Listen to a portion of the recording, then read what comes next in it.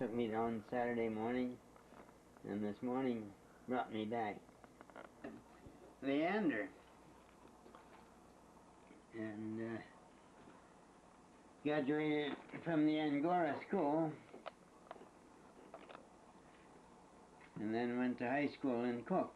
Did you graduate? I was in the first graduating class at Cook High School in 1932. And how many were in your class? 32 people Oh. in our class. And where did you meet Aunt Elma?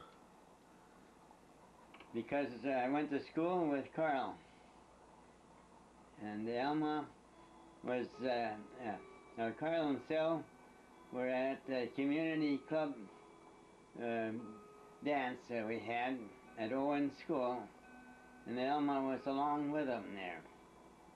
And I danced with her there.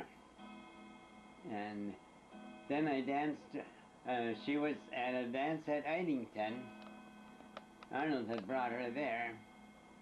And she smiled at me because I danced, and knew her from, I danced with her at the Owen School. So I grabbed her and wouldn't let anybody else get close to her after that. And I took her home from the dance at Idington. Then the next time, when I didn't make any date with her, but I went there to get her, and her mother said that she was at Kutzi's sauna. But she didn't invite me to go over there and take a sauna with her. But that wasn't the first time I danced with her there. I never thought of it. The first time I danced with her was at the North Star School. It was just south of Alango. And she and Esther had walked over there from Poto's farm. It was about a mile that they hiked to get to that school, to the dance. And I danced with Esther first, and Esther said, "He's a good dancer," told Elma, and then I took Elma. And I'd never forget how the two of them were dressed. I couldn't tell how anybody else was dressed, and they both had blue and white polka dot dresses. And I'd never forget that, so I should have grabbed her right from there.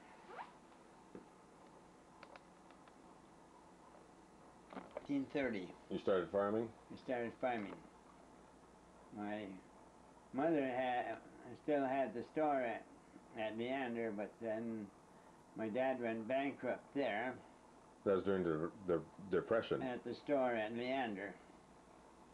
And then we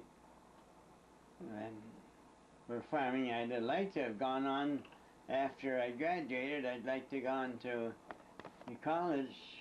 I wanted to be an electrical engineer, but didn't have the money to get outside to Cook. That was in the Depression, in the worst of the Depression. Yeah, that's 1932, right? Yeah. So I had to stay on the farm then, and we developed the farm, Walton I farmed. My dad was never home there. He was never at the store. He had all the chances in the world to make money. He had the first store at Ray and the post office, but he was spending too much of his time in the liquor store. It wasn't a liquor store then, it was a saloon. Well, where was that at? At Ray. And he was the first postmaster at Ray. And he had all the chances in the world of doing good. But he sold it to his brother-in-law then. His brother-in-law was going to start another store, but he wouldn't have been any competition. But here he went and sold out because he didn't want to be tied down with the store. He just was spending his time in the saloon. Well, the first time we tried it, That's dynamiting fish, right? dynamiting, we had stumping dynamite, and that floated. Boy, did that make a bang.